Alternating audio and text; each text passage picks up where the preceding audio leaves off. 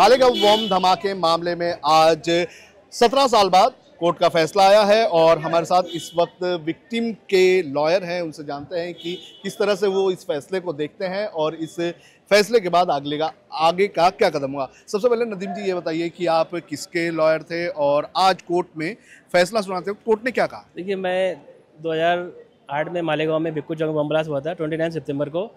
वहाँ एक अजहर सैयद नाम का लड़का था, 19 साल का, उसका डेथ हो गया। उसके फादर थे निसार सैयद। उन्होंने विक्टिम की तरफ से माननीय न्यायालय में कहा था कि मुझे भी इस मामले में बोलने का हक दिया जाए, तो कोर्ट ने अलाउ किया था। उनकी तरफ से हम इंटरवेन करते थे हर पूरी तारीख पे।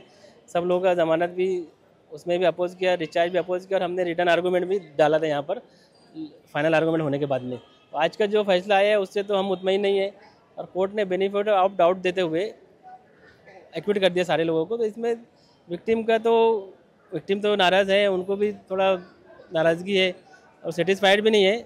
वो देखेंगे जजमेंट पढ़ने बाद क्या कर सकते हैं, हाईकोर्ट जाना है या और क्या डिसीजन लेना है। कोर्ट में क्या क्या पॉइंट्स रखे, क्या क्या पॉइंट्स के बेसिस पर कोर्ट ने इन सभी आरोपियों को बरी किया। कोर्ट ने मेजर 4-5 पॉइंट डिस्कस किए। यूएपीए सैंक्शन इलीगल था और जो आरडीएस का सोर्स था वो प्रूव नहीं हो पाया, और जो अभिनव भारत ऑर्गेनाइजेशन में जो फंड आए थे वो कहाँ की यूटिलाइज हुए वो प्रूव नहीं हो पाया, और जो हॉस्टाइल विटनेस हुए उनकी बुनियाद पे ऐसे मेजर पॉइंट पे कोर्ट ने एक्विट किया सबको बेनिफिट ऑफ डाउट देते हुए। साध्वी प्रज्ञा सिंह को अरेस्ट किया गया था एक स्कूटर के ऊपर, तो उस स्कूटर को लेकर क्या कहा। कोर्ट ने कहा वो स्कूटर पे तो बम ब्लास्ट हुआ था, पर वो इसके पोजीशन में थी वो प्रूव नहीं हो पाया क्योंकि विटनेस ऐसा गवाही दे नहीं पाए। जो चेसिस का भी बात आ रही है कि चेसिस नंबर था वो सब बेनिफिट डाउट बोला कोर्ट ने कि चेसिस नंबर रजिस्टोर नहीं हुआ, अगर सीरियल नंबर था वो क्लियर कट स्टैब्लिश नहीं हुआ। कोर्ट ने कहा कि किसी को बम ब्लास्ट जैसे केस में, सीरियस केस में यूएपी अंडर सेक्शन 18 में सजा देने के लिए कॉन्क्रीट एविडेंस चाहिए, वो कोर्ट के सामने आ नहीं पाया। तो 17 साल बाद ऑर्डर आया हुआ है, एजेंसीज ने इस पर काम किया है, तो क्या लगता है कि एजेंसीज कहाँ पर फेल हो गई। वो तो अब आप एजेंसी से पूछेंगे तो पता चलेगा। विटनेस हॉस्टाइल हो गया 39, उनकी कस्टडी में केस था। मालेगांव का कोई विटनेस हॉस्टाइल नहीं हुआ, पुलिस वाला कोई विटनेस हॉस्टाइल नहीं हुआ। कुछ पर्टिकुलर प्लेसेस से विटनेस हॉस्टाइल हुए, पूना के हुए, मध्य प्रदेश क्यों हुए, क्या हालात में हुए, वो तो इन्वेस्टिगेशन एनआईए को करना चाहिए, देखना चाहिए कैसे, क्यों, किसके प्रेशर में हुए, क्या पॉलिटिकल प्रेशर था या किसका प्रेशर था, क्यों विटनेस हॉस्टाइल हुए। और जो बाकी के जो फरार आरोपी हैं उनको लेकर अब कोर्ट ने क्या कहा कि फरार जो आरोपी है उनके खिलाफ में तहकीकात करो, अगर अरेस्ट होते हैं तो फिर चार्जशीट फाइल करो और केस चलाओ।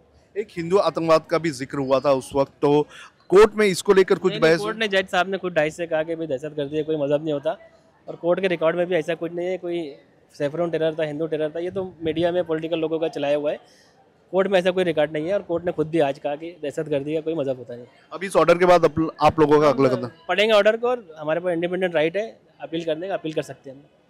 सर, आप विक्टिम के फैमिली से हैं, क्या इस फैसले से आप कितने संतुष्ट हैं।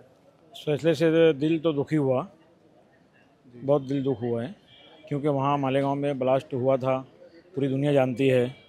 2008 29 सितंबर को उसमें 6 लोग शहीद हुए और सैकड़ों लोग जख्मी हुए। शहीद लोगों को जो है गवर्नमेंट ने 2 लाख रुपये मुआवजा दिया, जख्मियों जो ग्रीवियस इंजरी थे उनको 50,000 दिया, जो सिंपल इंजरी थे उनको 5,000 रुपये दिया।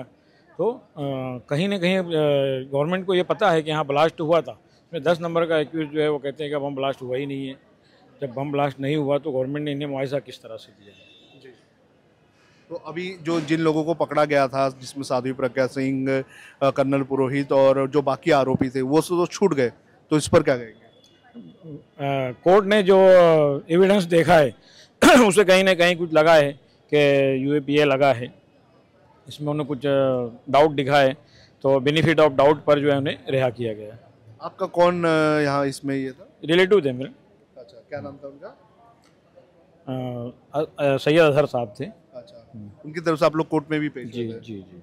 तो अभी आप लोगों का अगला कदम क्या होगा। अगला हमारे एडवोकेट साहब जो है जजमेंट जजमेंट कापी निकाल के उसको पढ़ेंगे, पढ़ने के बाद जो है हम आगे हाई कोर्ट की तैयारी करेंगे। आपको नहीं लगता कि इस मामले में जो सरकारी पक्ष है, क्या उसने सही से दलील नहीं दी या पूरी इन्वेस्टिगेशन ही सवालों के घेरे में रही थी।